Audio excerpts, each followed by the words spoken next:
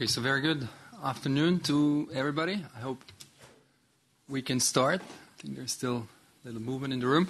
But anyhow, welcome to the afternoon session, related energy infrastructure and low-carbon pathways.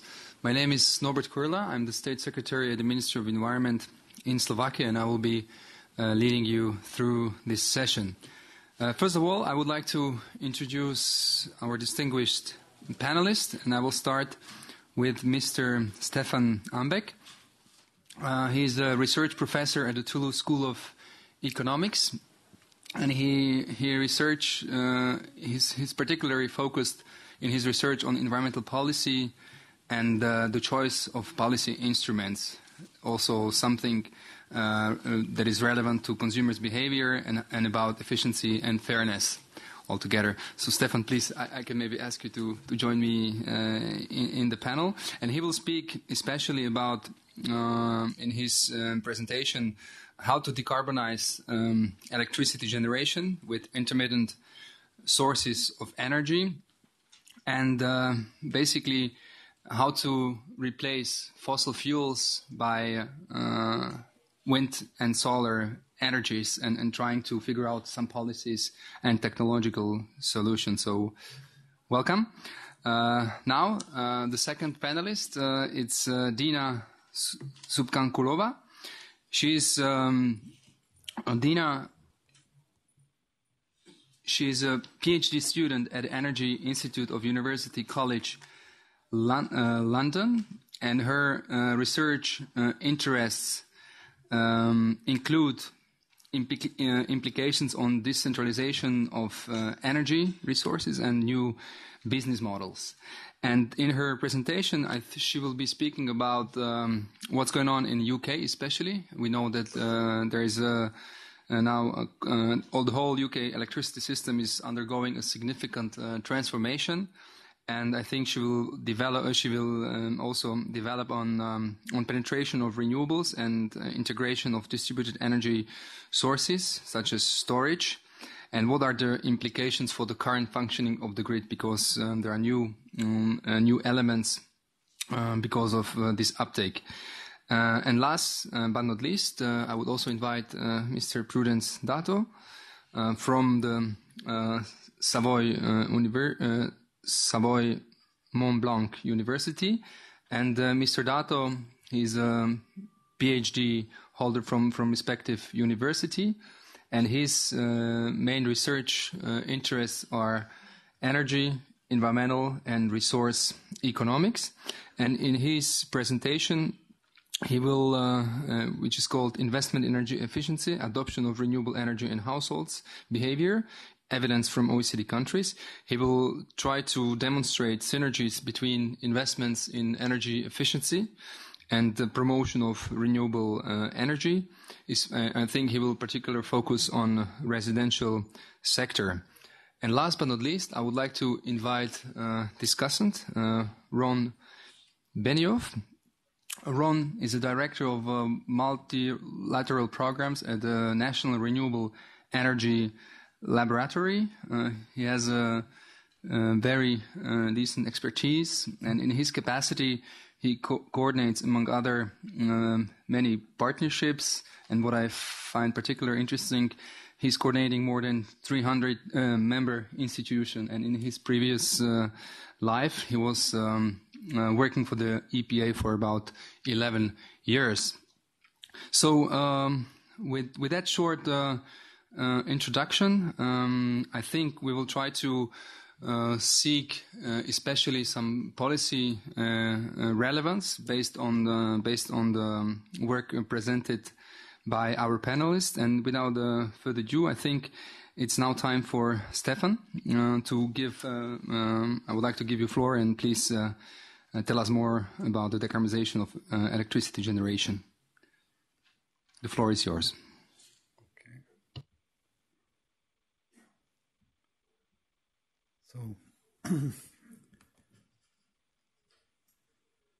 So where are the PowerPoint? Yeah, okay. Now. Okay, thank you. Thank you for this opportunity to present my research. So my talk is based on joint work with Claude Cramp, also from Toulouse. So what we are doing in this paper, in this research, is try to understand more what are the impact of the problem of intermittency of renewables on the electricity grid, electricity generations. So you have heard since the morning at least that there is increased penetration of intermittent renewables like wind power and solar power. One problem, of course, is that those resources, wind and sun, are not always available. So that changes quite dramatically the way the business model in economic or in electricity generation, the way people think about producing electricity.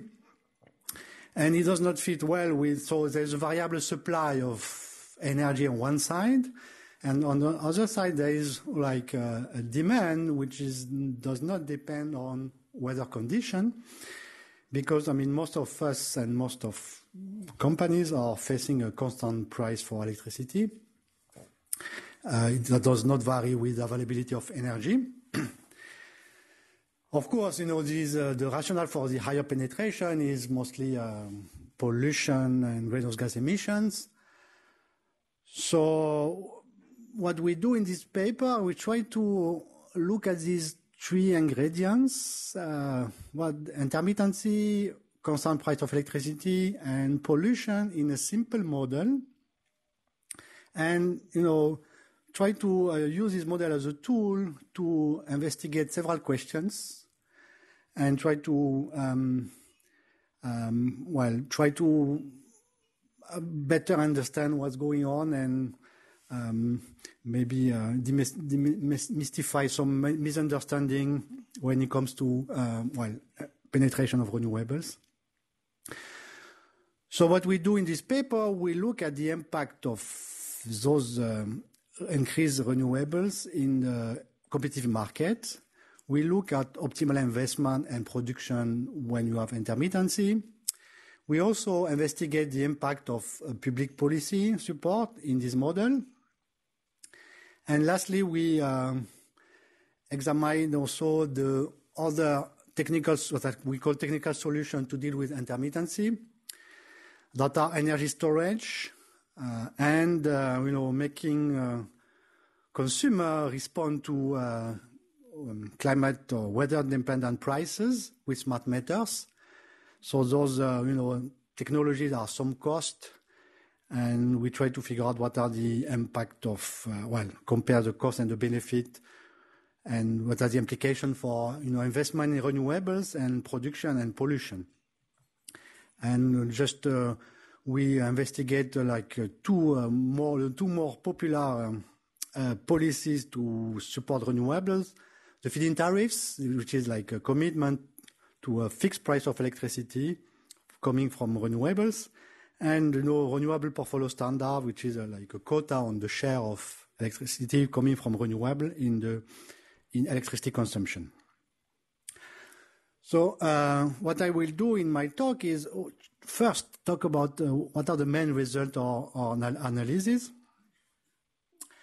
And then I will give you a little bit the flavor of the model. So it's a play theory model. It's not standard in this conference, but we believe that it's important to, as I said, it's a simple model, and I think it's important to better try to understand what are the determinant of electricity production and pollution when you have intermittent energy. It's important to do that, and this is a tool to better understand it.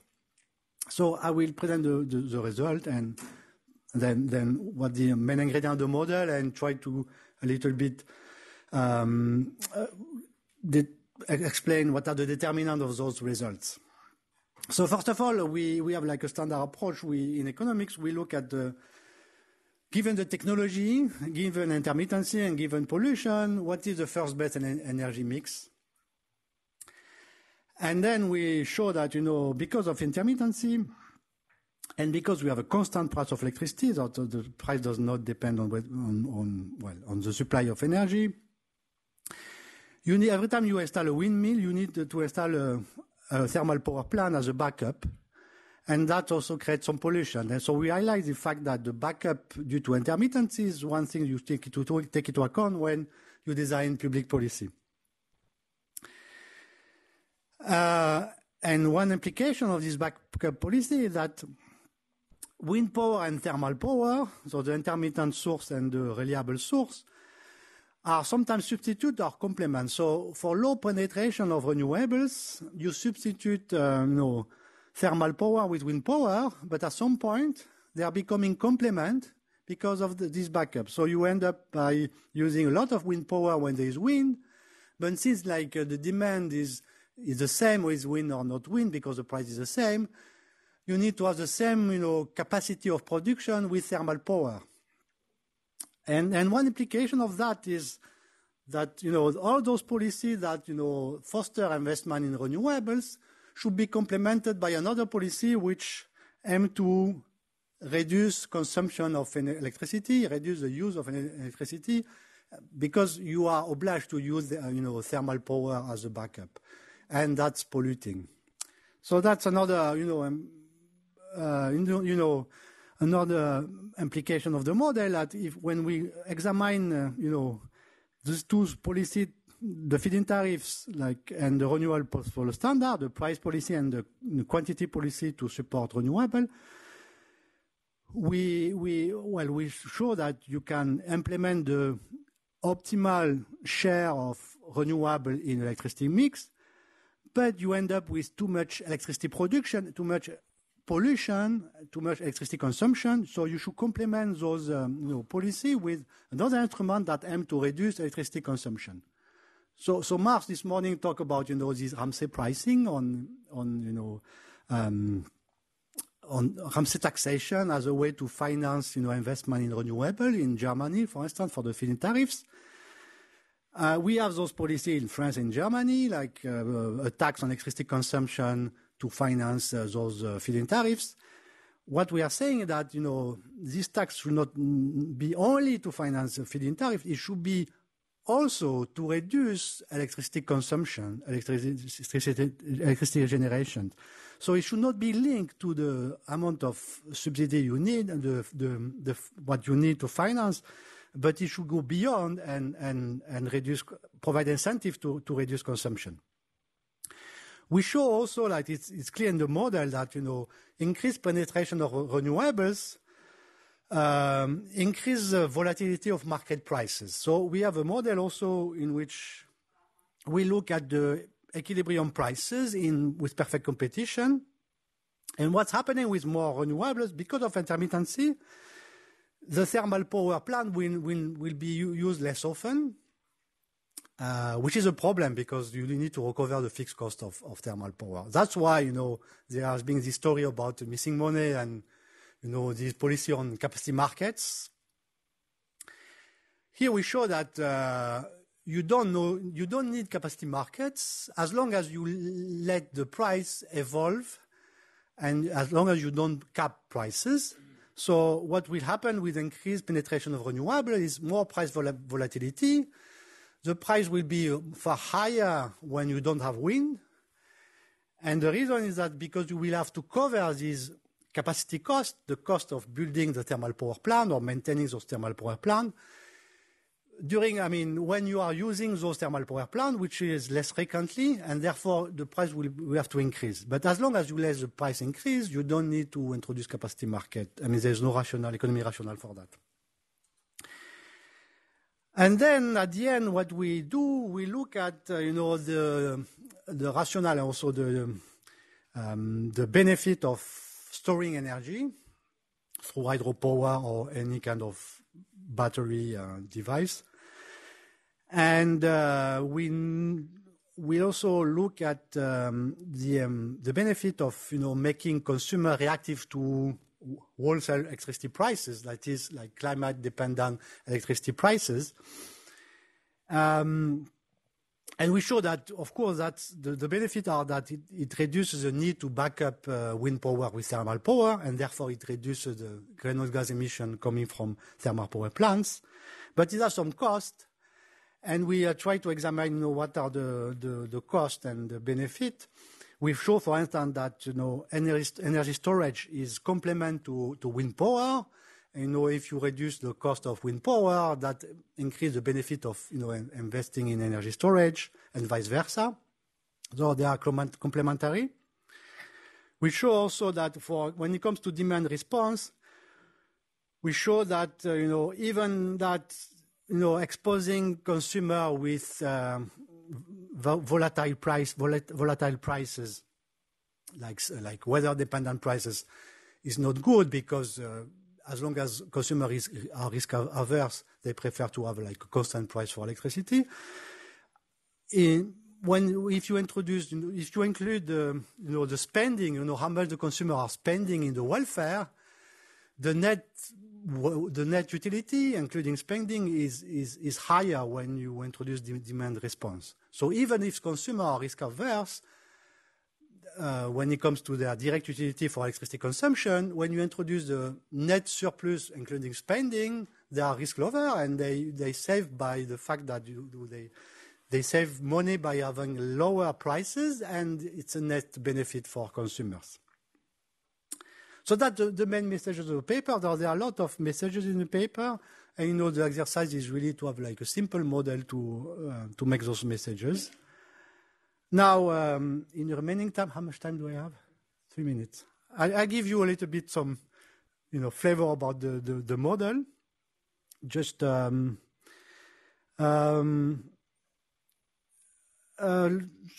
have an idea, there's a simple model in which you can produce electricity from two sources. You have fossil energy, so it's with a constant marginal cost, with a capacity cost, and with some pollution. So delta is the social cost of pollution here. And you have wind power. The problem with wind power is that you can produce electricity with wind power only when there is wind. So an important assumption in the model is that you have wind with probability nu and no wind with probability 1 minus nu. So when there is no wind, you should complement, you should produce with thermal power. So the question is how much you should invest in the two technology and how much you should produce.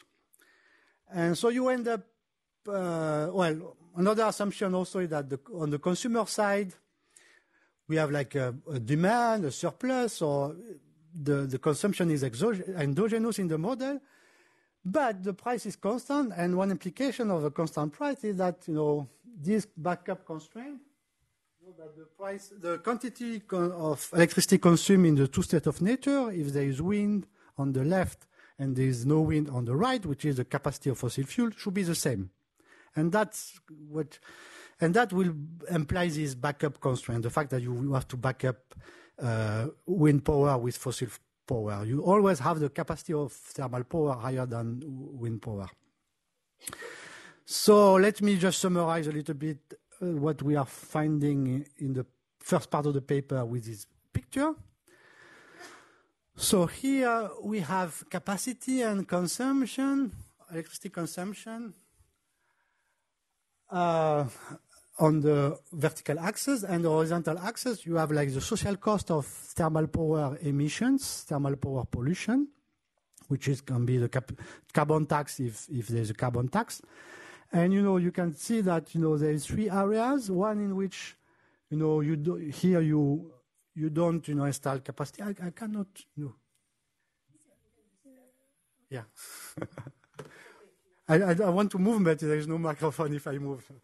So on the left, you install only fossil fuel, but at some point depending on the cost, the air and the sea are the difference of cost between wind power and fossil fuel. You start to invest in wind power, so you increase penetration of wind power, but at the same time, you have to reduce fossil fuel. So this is area in which, thank you. So that's very academic, to have a board and explain the picture. So here, at this point, you try to, optimally, you should invest in wind power, and you increase wind power penetration as you care more about the climate. But at the same time, you have to reduce thermal power. So it's an area in which, when there is wind, you first use your windmills, but then you can complement with the fossil fuel here. So this is area in which there are substitute. The two, you substitute thermal power with wind power. But after this threshold, they become complement. So this is area in which you use only one source of energy in each state of nature. So if there is wind, you use only wind power, and when the fossil fuel, well, there is no wind, you use thermal power. And they are complement because as you increase the social cost for carbon, then you reduce not only wind thermal power, but you also reduce wind power. And this is, I mean, what I say, the message of the paper is that, you can have a policy that managed to achieve some level of investment. So, for instance, this level of investment in wind power. But if you don't have a policy that reduces, consumption, this is consumption, and therefore investment in thermal power capacity, you cannot reach this consumption. So you cannot reach first base, and you end up with too much electricity consumption and too much production. Okay. So that's, well, maybe the conclusions. Yeah. Then we to conclude a little bit about prices. So in the model we also look at competitive market for production and for consumption. So wholesale prices here and final consumer. And we look at what will be the price of electricity on the wholesale market and the retailing price, assuming perfect competition, free entry, and price taker firms. And what you can see here that the prices are reflecting cost. But when it comes to the cost of thermal power, so this is when there is no wind, this is the price of electricity when there is no wind. It should reflect the social cost of electricity and including the carbon tax or the social cost of carbon. And you have this cost of this is the cost of wind power. Thermal power capacity, thermal power equipment (RF), and you have to divide by the probability of using those thermal power equipment. As you use less often this thermal power equipment, the 1 minute new decreases the probability of using this, and therefore the price increases. And that's something you should let these price increases to cover this capacity cost. That's my last word. Thank you. Thank you. Thank you, Stefan, for your presentation. Please stay there. Just very quickly, is there any appetite for clarification question? Now is the time. Otherwise, we will have a discussion after all presentations are done. So is there anything to be clarified at this point? No. So thank you, Stefan. And now we can move on smoothly. So Dina, please, the floor is yours, and tell us about what's going on in UK electricity market and how is the transformation looking. Please, the floor is yours.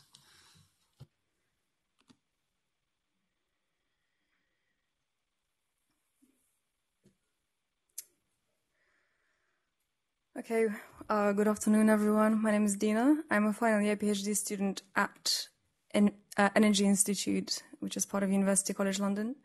And I will be presenting a piece of work which I've worked on at IASA, at the International Institute for Applied Systems Analysis. So there's a few names on the slide, on the first slide here. It's my name. And Artem Baklanov and David McCallum were my supervisors at IASA. And then I have two supervisors at University College London who I wish to also acknowledge.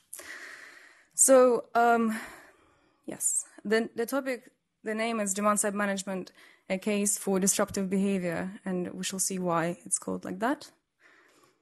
This is the outline. It's not moving on the screen, just on the computer.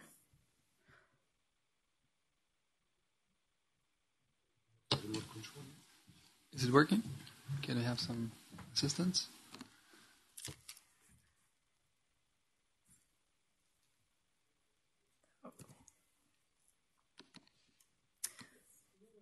No, now it seems to be working. Okay. And you can use this as well. Oh, okay. Great. So this is the outline. I will explain my motivations, contributions. I'll go through the model, some results and conclusions. So this is a snippet of my PhD, and it's not the whole of it. It's just a little taster of one issue that I looked at. Okay, so how is the electricity system changing in the UK? And like many other countries, it's changing on the demand and on the supply side. On the supply side, we have dispatchable power plants like coal and gas being replaced by more renewable generation like solar and wind. We have more system storage, also more distributed electricity generation. And on the demand side, we have also more renewables such as rooftop solar and more consumer storage, electric and thermal, and new technology like electric vehicles and heat pumps, as well as smarter consumption. So there's plans for 2020 to integrate every household with a smart meter, which should inform consumers of prices and consumption. So what is the problem of these changes? We have unpredictable supply, more unpredictable demand, meaning that it's difficult to balance the grid, as probably you are aware, because electricity is expensive to store. And so whatever goes into the system has to come out at the same time. Demand-side management has been recognized as a very promising solution to this problem. Okay, great. So demand-side management, or DSM, or DR. So we can coordinate consumer demand to consume when there's a lot of renewable generation. But what are the gaps? Because there's a lot of research in that domain, and especially on the algorithms of how that can be performed. Well, demand-side management has been considered a lot in idealistic settings. So we have one aggregator and many consumers which get coordinated. There's no market. So DSM hasn't been placed into a market. And in reality, utilities, which are those aggregators who have the motivation to coordinate, they compete for cheap electricity in the wholesale market. So we have contributed by means of integrating DSM, in looking at DSM in the context of an interacting wholesale market. Our hypothesis is that competitive behavior by electric utilities achieved by means of shifting consumer demand can lead to increased demand peaks in the system. Why might that happen? It is due to this so-called herding behavior, when utilities make a similar prediction of future electricity prices and instruct consumers to shift demand to the same periods. And I shall show you why in my model. So as a result, we create new peaks and higher electricity prices, which is kind of counterintuitive when you think about demand-side management. So the kind of questions we're looking at is, how can demand-side management influence new business models of electric utilities? And can that be disruptive? Can that be bad to the grid? So here is a kind of a toy model that we've built. It's not in any way, it's not a realistic model of the UK, but it does contain the features of it, or a deregulated market. So we're looking at two types of utilities: a traditional supplier utility, which is vertically integrated and possesses a dispatchable generating plant, which can dispatch power and it is sold in the market. And the other player is the green supplier, who has a renewable power plant, such as wind. It's not sold to the market. The utility wants to consume that green power. And we have on the consumer side, the same amount of consumers. Okay, so this is kind of the flow of the power and cash. So considering a supplier S who has a number of consumers, consumers have a deferrable load, which is the battery, and a non-deferrable load, they're shown as a TV because it can't be shifted. And those are just symbols, but we don't have to know them all. And the total consumer demand that the supplier receives, supplier S, so-called base demand, is the sum of the demands of all the consumers, which is pretty self-explanatory. Okay, so this is the model, this is the market. We have the traditional supplier who has a demand from the consumers, and in return it receives a retail price from them, which is set by the utility. We also have a green supplier who has a demand from consumers, and it receives a retail price from the consumers. The traditional supplier has some capacity, and the green supplier has some capacity. Now, the green supplier can use its own capacity, green, which is trying to do. Then we have the market, where the price P is set as a function of the total demands from both of the suppliers. So the traditional supplier and the green supplier. And in exchange, they have to pay the wholesale price, P, which is set in the market. Now, the traditional supplier can sell his power that it generates at a price Z, which the utility sets, and I'll show you how it sets it. But it only sells it when the price is lower than the wholesale price because of the merit order. Okay, here we go. So the TS bids in the market like that. It can decide how much power it wishes to generate for the day ahead, which is below the capacity. And it only sells the power if Z is lower or equal to P. Otherwise, it doesn't sell anything if the price is too high. Okay, some symbols, which is in the paper. Okay, and the retail price that the utilities calculate is calculated as the break-even cost of the power that they have to deliver to consumers. It consists of cost of running the generators minus the profits made in the market, which only applies to the traditional supplier, the vertically integrated supplier. And plus the cost of buying power from the market, and that is all divided by the total demand from consumers. And the game is such that the utility which can offer the lowest retail price wins because it's attractive to consumers.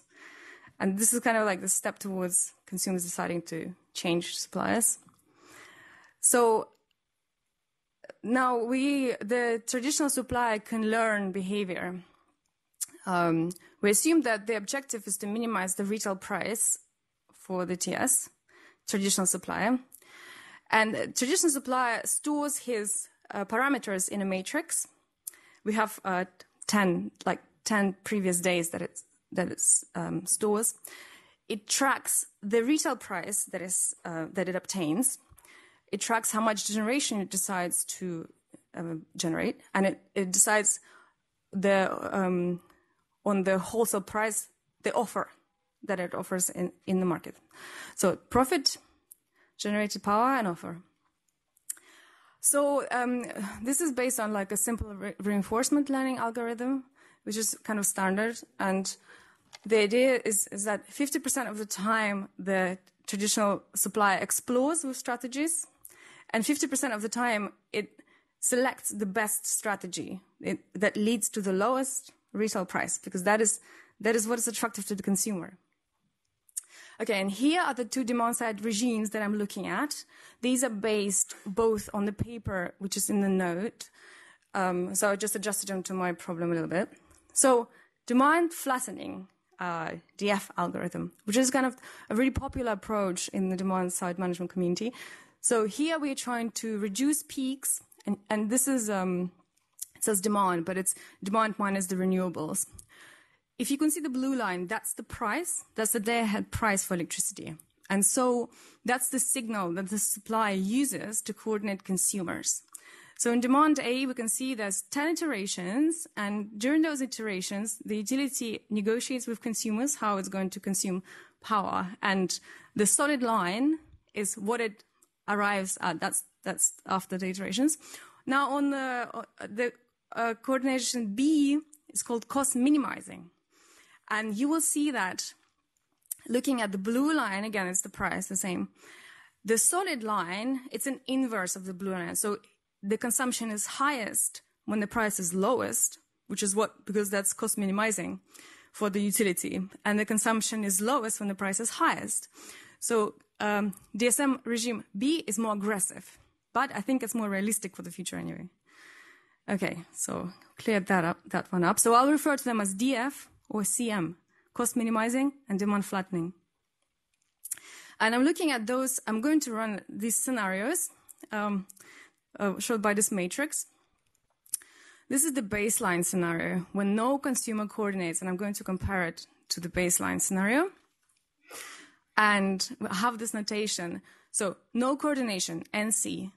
The left one says if TS coordinates, and the right one says if the green supplier, GS, coordinates, NC, NC. And then we just change either both do demand side flattening, one coordinates, the other one coordinates. So all the combination of three strategies that they can take.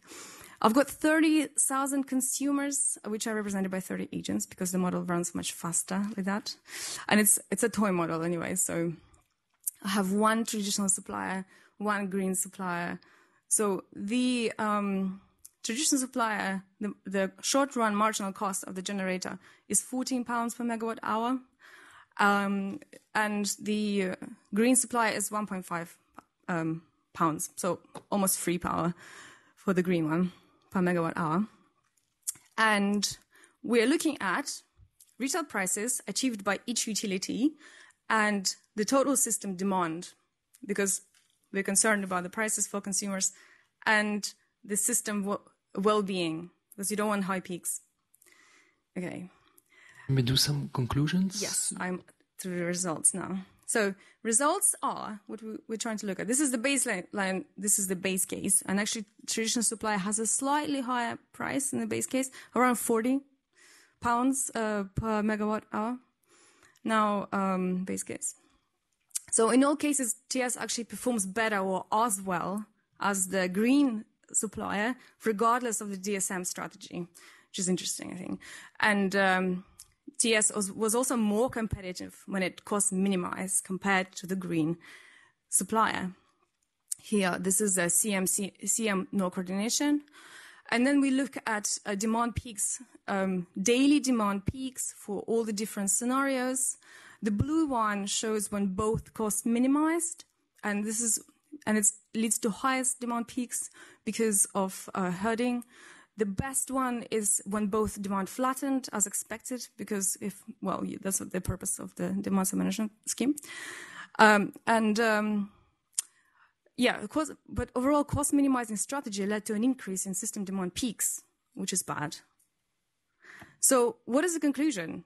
Well, demand side management could offer new tools for utilities to compete. And so should these activities, demand side management activities between suppliers and consumers, be disclosed perhaps to the regulator? The competitiveness of green supply very much depends on consumer responsiveness. And there will be some probably new regulatory work. And this is development and reasoning of future development of the model. Thank you.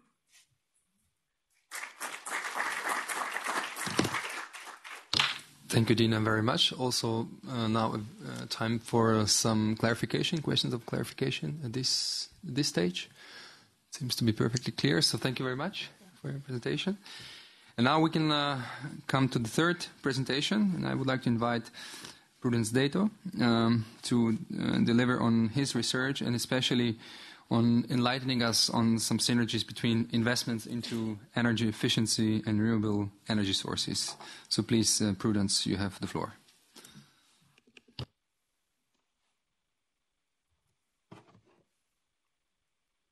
Okay, good afternoon. Thank you for attending this presentation.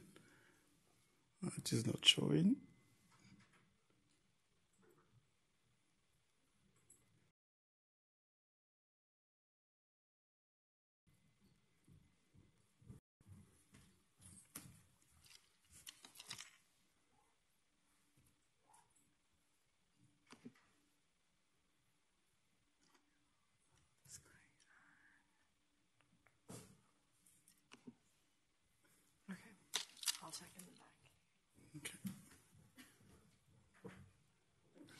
think we have more technical assistance needed. It's on.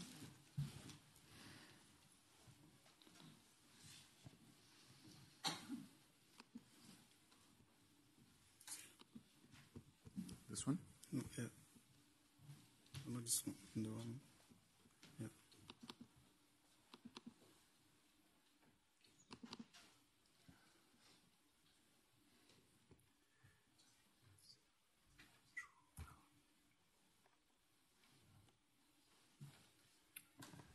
Seems to be.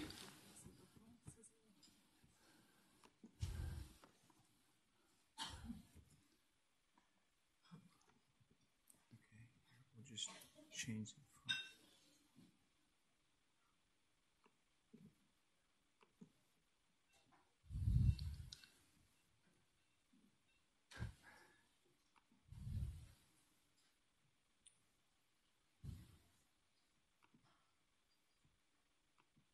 It seems to be more serious than expected. No, I think we're there. Yes. No, just pity. Here we are.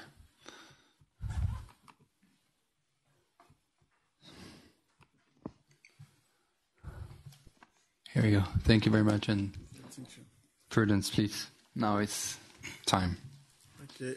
So I'm going to present you my work on investment in energy efficiency, adoption of renewable energy, and household behavior, evidence from OECD country. So as an introduction, I would like to start with some statistics on residential sector. So residential building contributes at 23% of the global energy demand, and also at 70% of the world CO2 emissions, meaning that we cannot ignore this residential sector when we design climate change policy. But more precisely, when we look at how electricity is used by the household, we can notice that almost 70% of the electricity is used for heating purpose. So again, this residential sector presents a huge potential not only to reduce the overall energy demand, but also to increase the penetration of renewable energy. In a recent work that has been published now in Environmental and Resource Economics, I theoretically show at macro level that there is some synergy between investment in energy-saving technology and investment in renewable energy, in the sense that the additional investment in energy-saving technology favors the full transition to only use renewable energy. So this work necessitates empirical investigation at household level. But when we look at the literature, we can see that there is many studies that separately focus on the adoption of renewable energy and also investment in energy efficiency at the household level. But to our knowledge, there is no specific study that jointly analyzes the two decisions of the household. So this work intends to fill this gap and make many contributions. First, we theoretically show that there is a relationship of substitution or complementarity between the two decisions of the household. And we also show empirically that there is a positive interrelation between these two decisions of the household due to some unobserved characteristics, which can be, for instance, environmental motivations. And we think that all these contributions in this work can also help to define incentive policy in order to boost energy transitions with respect to some energy issues such as energy poverty, split incentive problems, economic and environmental motivations. So for the rest of my presentation, I will quickly present to you the theoretical models, and this will be followed by the empirical analysis, and at the end, I will conclude with some policy implications. So regarding the model, we use a very simple model in which the household has a kind of energy budgets that will be allocated to invest in renewable energy and also in energy efficiency at unit cost K1 and K2 respectively. And the rest of these energy budgets can be used to buy non-clean energy. And then we assume that by consuming energy, the household gets a direct utility, which is, we denoted here, U, and this will depend on energy efficiency parameter, which is, we denote here, alpha. Additionally to that direct utility, we assume that the household, by investing in renewable energy and also in energy efficiency, contributes also to protect the environment. So the household is getting also some kind of environmental related utility due to the contribution to protect the environment. And this environmental related utility, we call it here V, with a joint positive effect. So from this model, the household for the optimal allocation will maximize the sum of the utility, the direct utility for consuming energy services, and also the environmental related utility subject to the energy budget constraint. And from this program, we get the first order conditions. And the first equation is related to investment in energy efficiency. And this one, we can find that is standard arbitrage condition. In the left side, we have the marginal benefits of investing in energy efficiency, which should be compensated by the marginal cost of the investment in energy efficiency. And the second equation also translates the same arbitrage conditions related to investment in renewable energy. And you can also notice that on the left side for the two equations related to the marginal benefits, we have the marginal benefits related to direct utility, and also the marginal benefits related to environmental related utility. So from these two first order conditions, we derive the first proposition showing that there is a threshold on the joint effects below which the two decisions of the households are substitutes, and above which the two decisions are complements. And this, in the sense, it is consistent with the intention, for instance, in the work of Nick and Young 2006, in the sense that for a household with a low joint effect, the two decisions are more guided by economic motivation. In this sense, they are substitutes. And for a more environmentally friendly household, these two decisions are more guided by both environmental motivation and also economic motivation. In this sense, they are complements. So regarding the theoretical part, I will stop here. And now I will show you how we empirically investigate this relationship at the household level. So to do that, we used data from OECD. And this data is from the survey, which is called Environmental Policy and Individual Behavior Change, EPIC data. And this survey was conducted in 2008 and 2011, and it includes a total of 15 countries and cover more than 22,000 of households. This survey covers 5 sectors, but we mainly focus on the energy part of on the data. And as variables, we instead of focusing on investment decision, because we don't have this in the data, we focus on the adoption decisions. So we look at the adoption of renewable energy, and the same for the energy efficiency. And this energy efficiency, I need to precise that we look at 2 parts of that. The first one is the monetary, what we call monetary investments, in the sense that this will necessitate for the household to use a part of the energy budget devoted to energy efficient technology.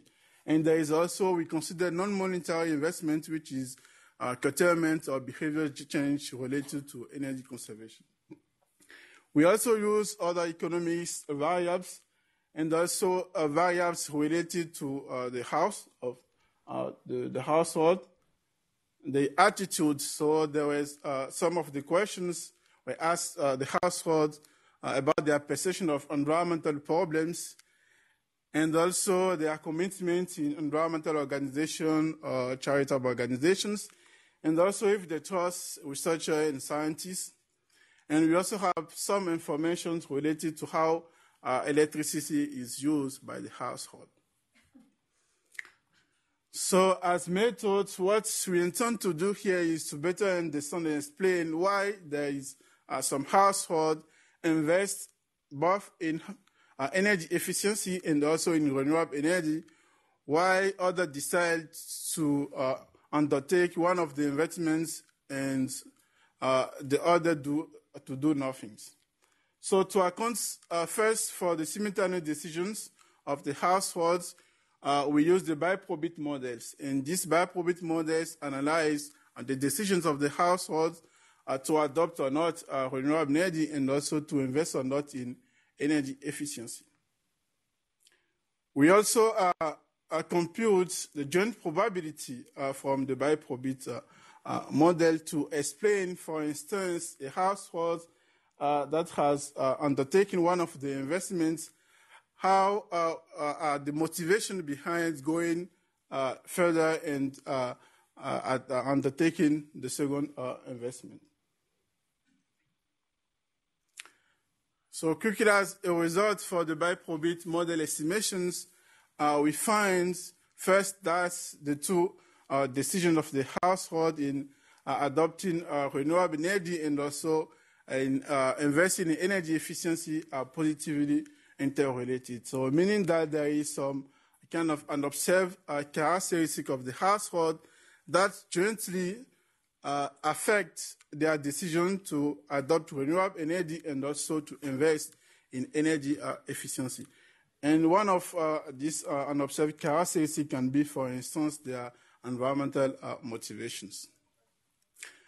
We also find evidence of energy poverty, meaning that the households with lower income will have less incentive to invest in energy efficient technologies and will end up using a high share of their income devoted to energy services.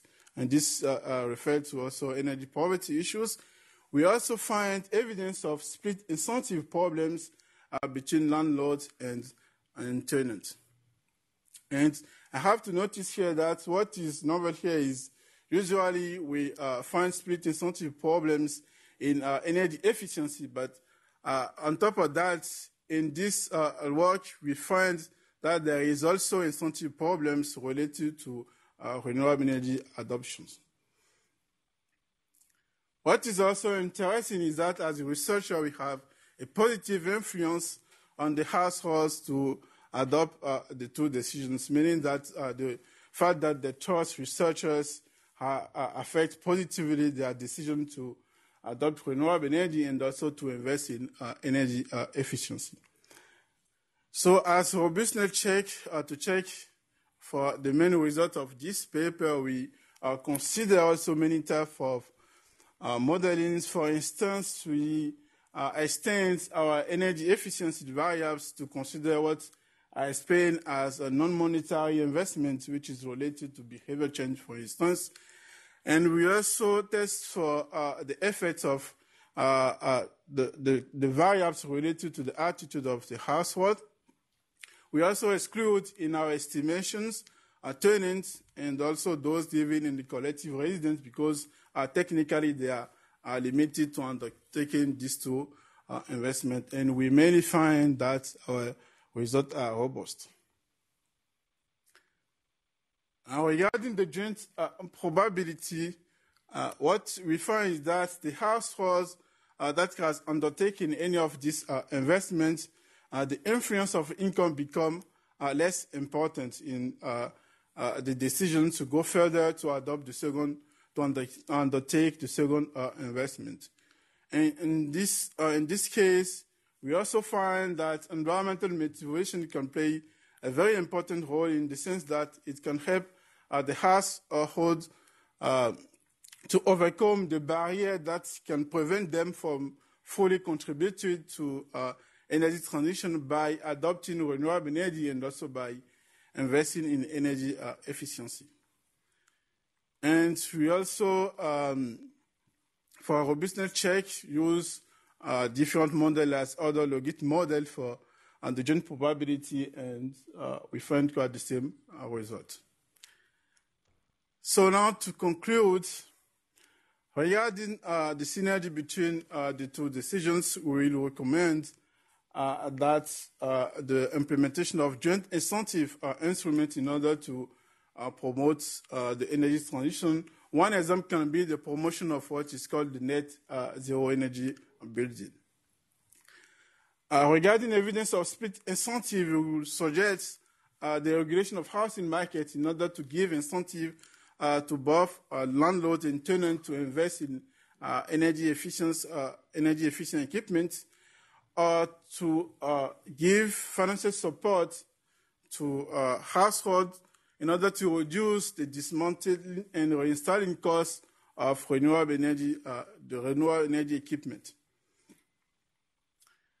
And regarding the evidence of energy poverty, we will suggest the implementation of green grants, which can be interest-free or eco-loan, but should target energy poor households. So one possible extension that's working on now is to take advantage of this data, which cover 5 sectors, and to look at environmental behavior of the household in multiple dimensions, because what I just presented is focused only on energy issues, and we all know that when we are talking about pro-environmental behavior of the household, it's not only related to energy, it's also concerned how we manage waste and what type of transport we are using, and also food and waste sectors. So thank you for your attention.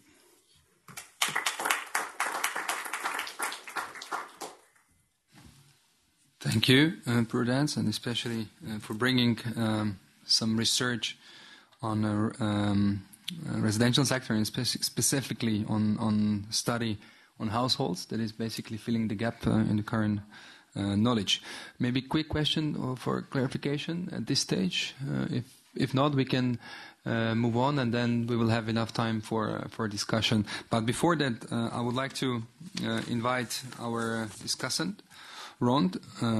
Please provide some comments and maybe a perspective on policy implications as we foresee based on what has been presented. So, Ron, the floor is yours.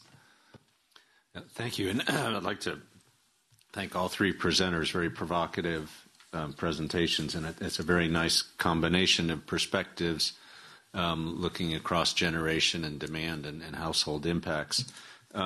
With Stefan's presentation, I think there's a couple key points that are helpful to highlight. One are the importance of combining traditional instruments, feed-in tariffs, portfolio standards, with efforts to reduce demand and looking at storage as key solutions which reduce the need for thermal backup along with increased renewable penetration. And he showed indeed how with those solutions you can improve consumer welfare. You can also, if you allow for price fluctuations, you don't need to create capacity markets. And I think it's important analysis to show how we can get to higher amounts of renewable penetration and have thermal power, especially gas and renewables, be complementary. Obviously, at certain levels, as we get to even higher amounts of renewable penetration, we have to keep in mind they're also competitive. I just want to add that I think in doing the analysis and looking at options to deal with the variability of renewables along with storage and demand response, there's other solutions that we also should keep in mind, such as improving the balancing area and allowing for regional electricity markets and improved forecasting. So those, along with storage and demand response, really enable us to get to high levels of renewable generation. I think Dina's presentation was also very provocative, really talked about, again, emphasized the need and value for looking at balancing, for investing in demand-side management, and showed how really we need demand-side management programs to deal with unpredictable supply, unpredictable demand, therefore unpredictable systems and markets. Demand-side management is a key solution, but we have to recognize there may be some unintended consequences, such as leading to higher peaks due to the herding effect. And we really need a smart demand-side management, therefore regulatory framework that anticipates how suppliers will respond and also how consumers will respond. And I think, of course, it gets even more complicated. I think Dina mentioned briefly, but there's also an increased penetration of distributed storage as well, and that makes the whole system a lot more complicated and has other effects that we need to consider, along with the fact that we may be going to cross-sector electrification. So we may have more electric vehicles on the grid, and so you may have net increased demand as well that needs to be factored in.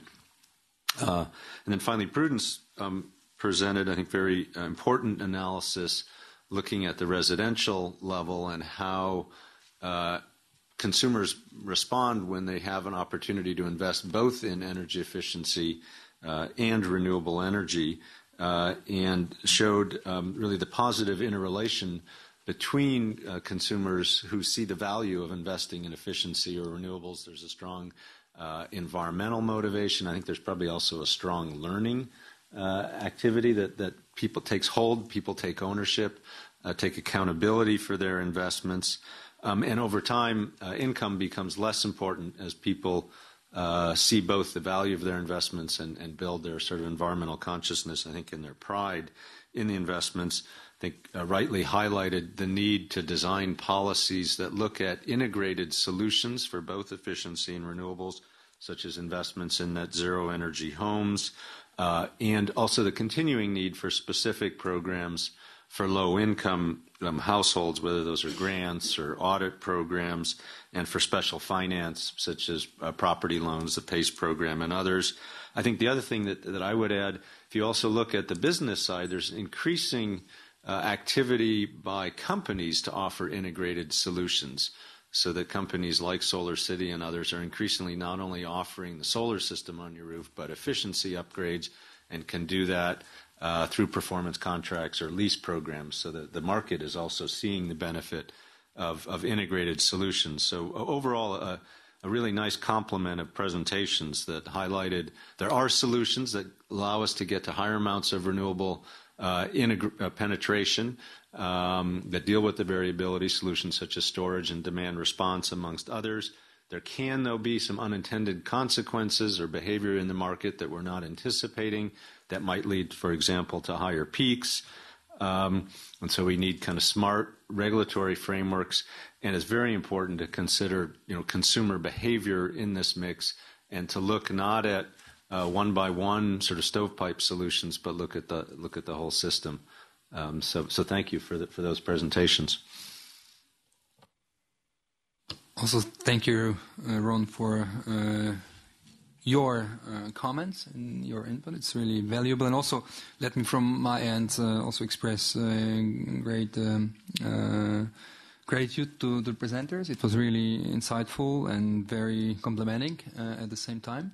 And I think now we can turn to the audience. We have the mic on the left. And please raise your hand, affiliate yourself, and pose your question. So I think now it's time for some Q&A. And please, gentlemen in the back.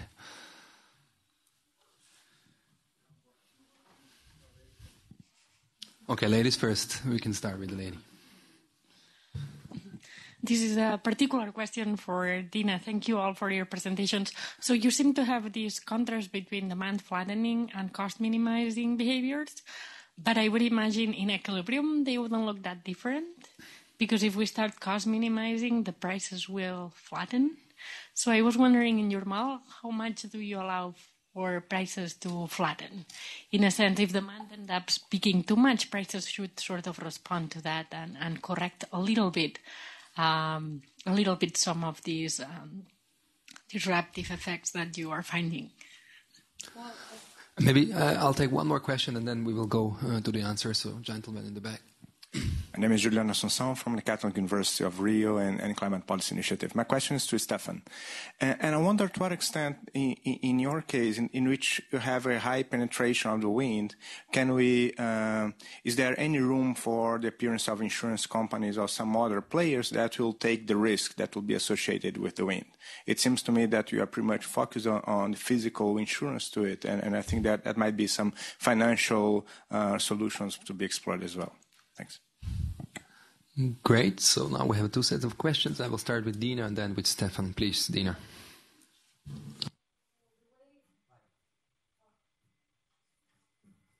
Okay, cool. So your question is why they're so different, the demand-side management programs? Essentially, I've looked, so across the literature, there seems to be two categories of demand-side management algorithms.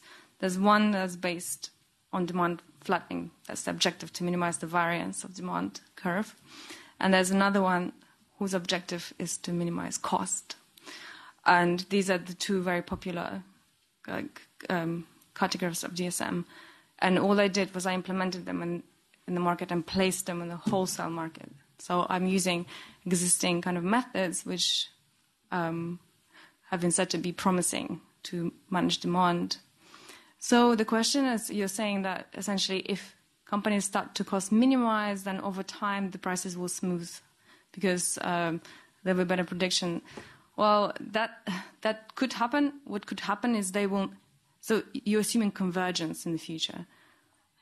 As in, not assuming, but like that's in case of convergence. Yeah, if the predictions, like if you look at in the past and make prediction for the future, and over time that converges, there could also be a case that they don't converge and they just keep fluctuating from day to day, and then you get like chaos kind of thing. So yeah, I mean, yes, they could flatten. I think I guess that's for future work maybe to see how that would happen, and that would depend a lot on how the predictions are made for the future and who makes the predictions.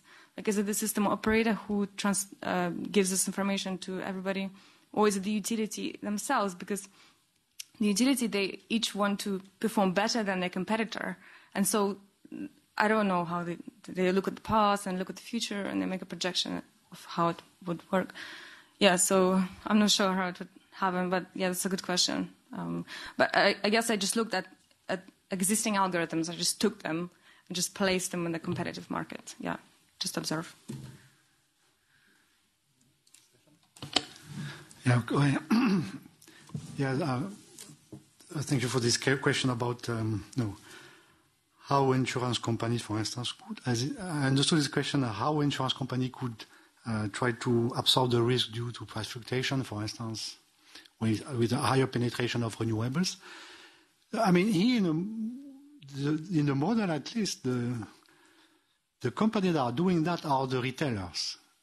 The retailer, what they are doing in our model is just they buy electricity in the wholesale market, and then they sell to the consumers at a fixed price, which is the average of the price of the wholesale market. So they protect the consumer against the price fluctuations. So it's good for consumer because they are risk averse, as I said. But it's bad for investment because this price does not provide the right signal in terms of investment. So then when we look at the benefit of and the cost of installing smart meters, which means exposing consumer to price fluctuation, you have this effect that they are risk averse, they suffer from this price fluctuation.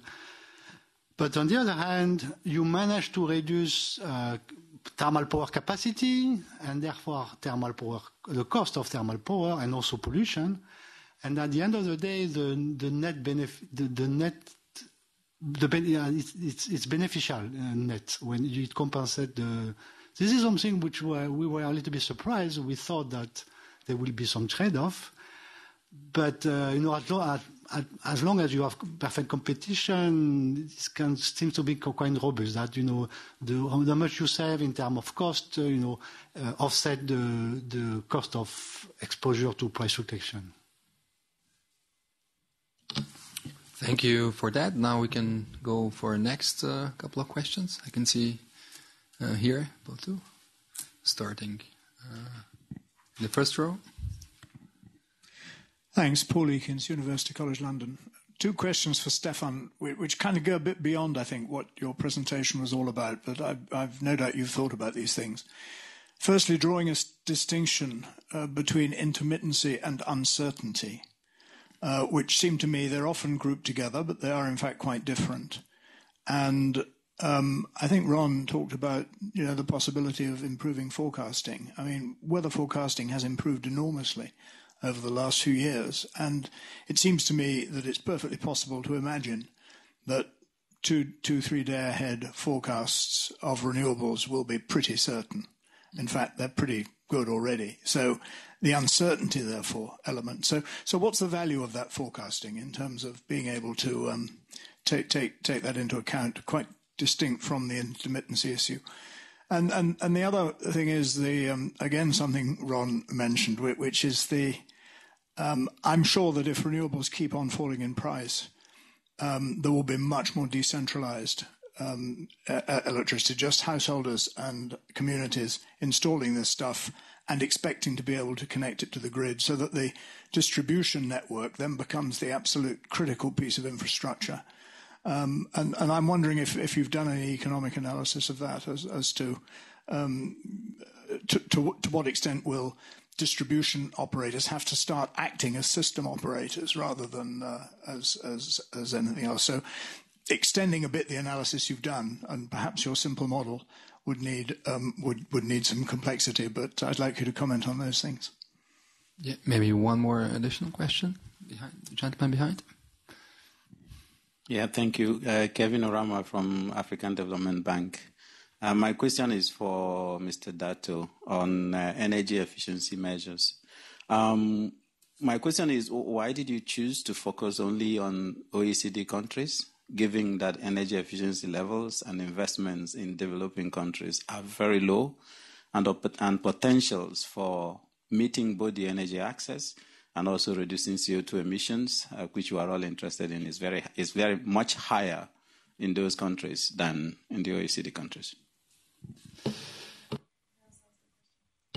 Yes, and one more question.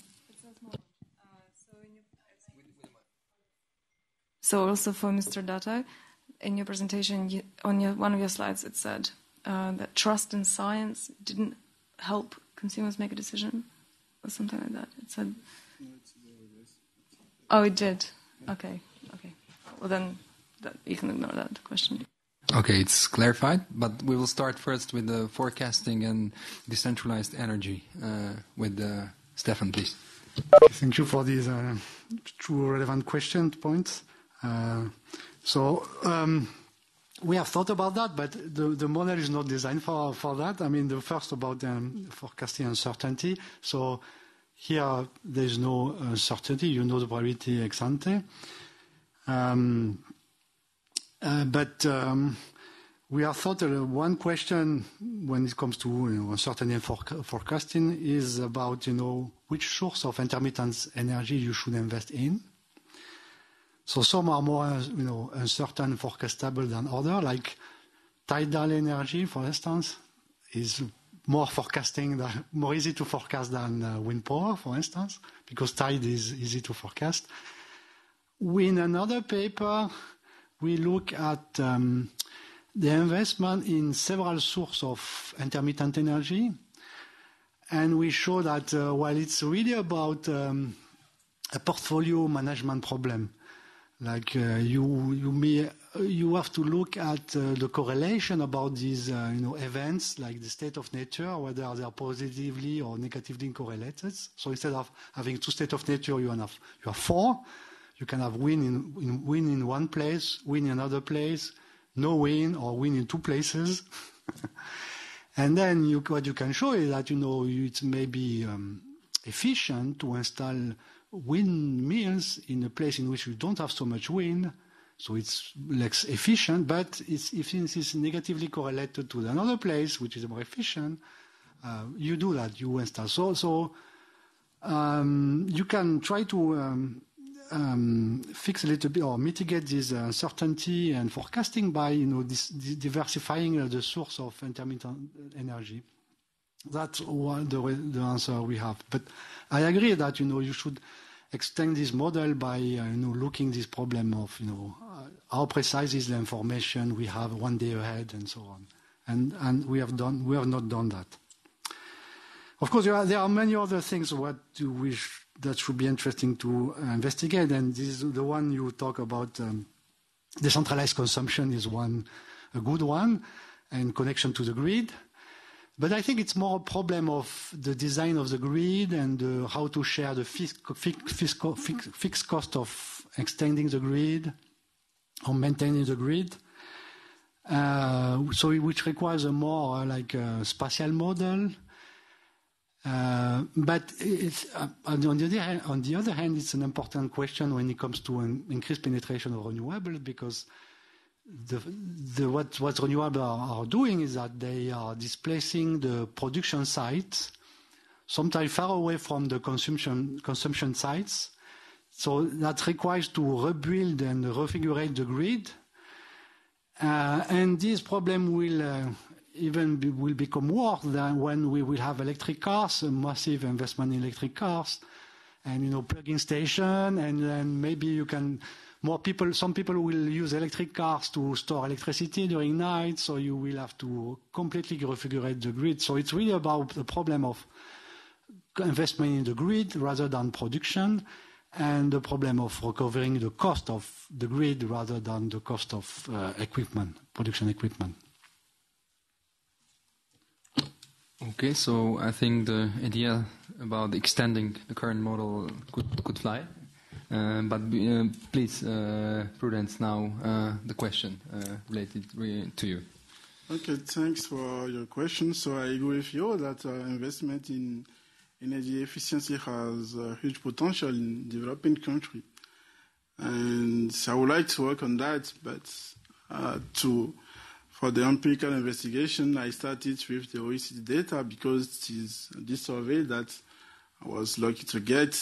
But now, I think recently I started looking at the data from a developing country, mainly in African countries. So I will be very happy if I can get this also from African Development Bank, also here at the World Bank to work on it, because I think it has also a huge potential for developing countries.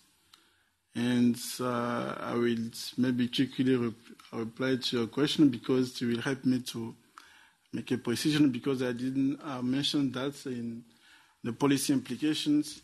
The results show that research has a positive influence on the decision of the household to adopt renewable energy and also to invest in energy efficiency. So for me, it has important implication, meaning that it is not only that as among researchers we share our finding our research, but it's also important that we communicate, we disseminate more our finding to the public, because it really have a positive influence on how they behave related to and the use of energy. So, thanks. Great. Before asking audience, I think Ron would like to reflect. I just wanted to come in on the point of uncertainty, which I think is a really key one, because uncertainty is obviously a bane for utility companies and for system operators, because in the end of the day, the most important thing for them is reliability. We've seen, so I think your point is right on target. We've seen, for example, in our collaboration with India over several years, as the system operators have improved their confidence in forecast and improved their own forecasting capability for wind and solar generation, they're increasingly willing to shut down some coal plants. They have in India, for a variety of reasons, a large number of old coal plants with very low capacity factors. But to this point, the regulators and system operators have wanted to maintain them because of the unpredictability in their mind about wind and solar generation and whether they'll need to turn those plants on. As their forecasting capabilities improved, along with other factors, that's really improved their ability and their confidence that they can retire those coal plants. So a very real-world example of how reducing uncertainty improves system performance and environmental goals. Great. So reducing uncertainty really makes sense. Now I would like to invite audience to pose a question. Is there anything to be clear? Yeah, please, Marianne. Just following up on some of the earlier exchange. This morning we were talking about the the Washington consensus of the 90s of this idea of unbundling and so on and so forth. And the one problem that was never resolved in that model, even in Argentina, which came pretty close to perfect implementation of that model, whether that model was right or wrong is not my point, but Argentina came very close to the perfect implementation. But the one thing that could never really be resolved is the appropriate financing of the grid, right? And this is, again, this issue that I worry could become the Achilles heel of this renewable transformation is indeed, the financing of the grid. So I'm just wondering, continuing on some of your responses, Stefan, or maybe some of the others have an idea. Do we have a good model for that? Is it just sort of a general, financing by the consumer? But how are we going to do that, particularly in countries that have low penetration today, where we know that, when you have 10, 20, 30% penetration, you don't finance the expansion of the system on the back of existing consumer. It's just not feasible. So any idea, any views on the right way of doing that?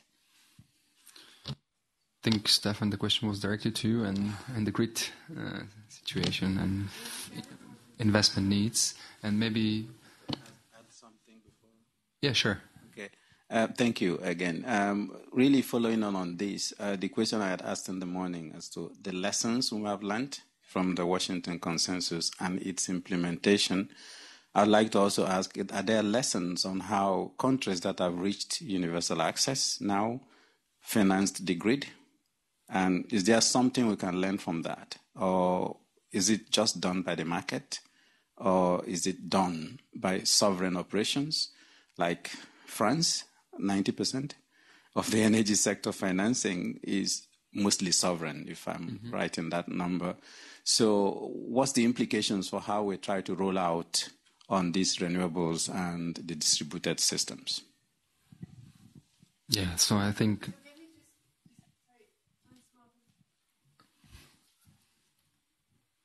Just a small thing. One of the big problems we have in all the discussions of infrastructure is the confusion between funding and financing, right?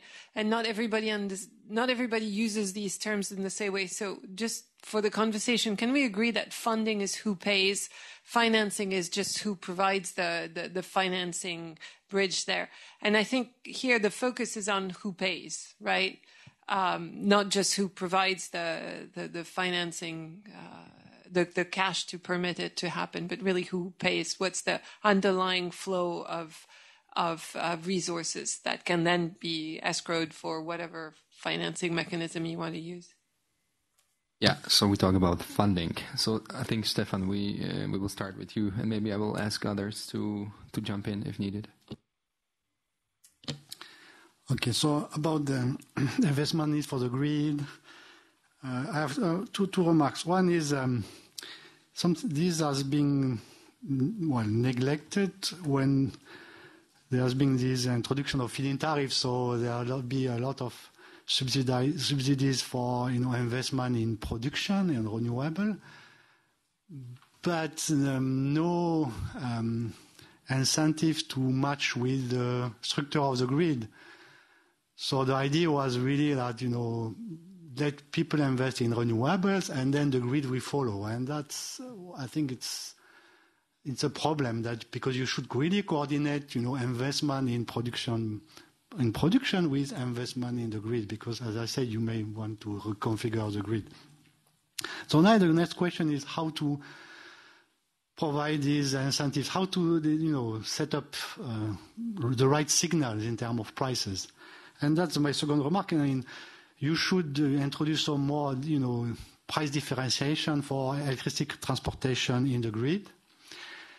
To cover, these local congestion of the grid, for instance, and the need for, more investment and so on.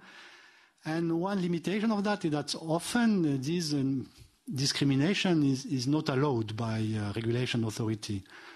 So economists push for instance, nodal pricing to reflect the congestion of lines.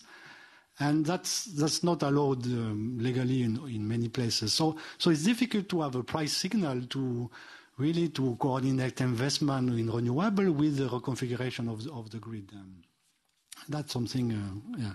And also there's this issue about, the fact that pro-consumer will be more disconnected with the grid, and therefore you will, the maintenance and investment cost of the grid will less be paid by the price of electricity. And, the answer in economic is to increase the price of connection. That's the natural answer, the fixed part of be connected to the grid. But there's, again, some legal limitation about what you can do with that. So we need to think about new way to set up tariffs for transportation of electricity. And just a remark about forecasting uncertainty that came to me. So maybe it's difficult to forecast what will be the wind and the sun, but it's clear that there are the probability that the event that there is no wind during night, so no sun, it can be forecasted. So there are sometimes there is no wind and no sun. And therefore, you need to have some backup. So even if you shut down this power plant, you have to do something when there is no sun and no wind. So even if you can improve forecasting, that does not mean that you can shut down all the thermal power plant as backup. Yeah. Okay, so with that, I think I offer one round of questions if needed. So please, now is the time. Yes, gentlemen here, and then we will do maybe the final comment from panelists. Well, I was actually just going to try and offer an additional answer to Marianne's question. I'll have a chance tomorrow morning to talk about the broader UK experience, which has included real tensions between the government trying to decarbonise and the regulator saying, but these connections will drive up costs, etc. But the funding issues, I think, in most OECD countries at least, the grid has been funded by the electricity payers, but that involved the regulator. I mean, most of it was built by national companies. When they were privatised, most of the grid was there, but the recovery and expansion has generally been under classic rate of return regulation or different formulations of how you regulate what is basically a monopoly activity. But I think they have usually been funded by the electricity consumers, and nobody's found a perfect way of doing it, and there are very little price signals as to efficient investment. And I know from experience in Ofgem, the regulator, I asked a question about, well, actually, are we sure that the way we're pricing transmission will be consistent with the investment signals? And the response more or less was, well, those are two completely different bits of the organisation. We don't connect them. It's like, well, great. So, yeah, there's problems. And there's problems in the efficiency of it. Yeah, thank you. Thank you for the view. It's very interesting. And I think with that, I will maybe offer a last word to each panelist, what they would like to deliver, and then I will do the wrap-up. So if there's anything that panelists would like to add, now it's the time. Maybe Ron, you had something to say? Just like especially on the last point, I think the other thing to keep in mind is that the price of solar and wind for utility scale generation in good regimes is now competitive in good locations with oil and gas. So we're actually seeing many countries move away from feed-in tariffs and portfolio standards to competitive pricing and market solutions. Renewable energy auctions, for example, are taking off, and that's really exciting to see, because then the markets are driving prices. We're seeing very low bids driven by market conditions, and we're also seeing an increased prevalence of enabling direct corporate procurement, so an increasing number of corporations, multinational and national, have their own renewable energy and net zero emission commitments, and where regulatory systems allow for direct power purchase agreements with corporations, they're also driving markets in a big way. So just keep your eye on sort of the changes in the markets that are really moving away from traditional regulatory approaches to competitive auctions and direct corporate procurement. Okay, so with that, I think it's time to conclude, and I will try to wrap up very briefly what has been addressed by the panelists. We started with Stefan, bringing some, actually his research around decarbonization of electricity with intermittent sources of energy. And we all observe in the increase in penetration, and I think we need to be prepared for that. There is, in his view, there is still a need for thermal backups, even though they might be not that extensively used in future. I think he also highlighted a particular role for energy storage and demand response. And I think he also devoted in his work some idea around technical solutions to overcome this. And last but not least, renewable portfolio standards and feed-in tariffs should be complemented by another instrument, and with their own input at the very end. Maybe competitive pricing and auctions could be now market-driven elements to be considered. For Dina, I think she elaborated quite eloquently on demand-side management, especially in the context of integrated wholesale market, and whether this demand-side management influences business models. I think this was quite well elaborated. She also stressed that the green supplier depends on consumer choices, so it's also very important to bear in mind. And equally so, there is a need for regulatory framework, especially in the times of higher peaks. And last but not least, for Prudence, I think he felt a gap in his research, especially targeting residential sector, and there was no specific study on households as such. What is also important, that 23% of final energy demand is residential related, and 50% out of it goes for heating. There is an evidence for split incentives, and there is also a positive correlation between investing in energy efficiency and renewables. And of course, all in all, we need an integrated solution and approach to deal with that. So now I think all panelists and discussants deserve a round of applause. We were very disciplined. We finished on time, so I would like to thank you for that, and have a nice rest of the conference. Thank you.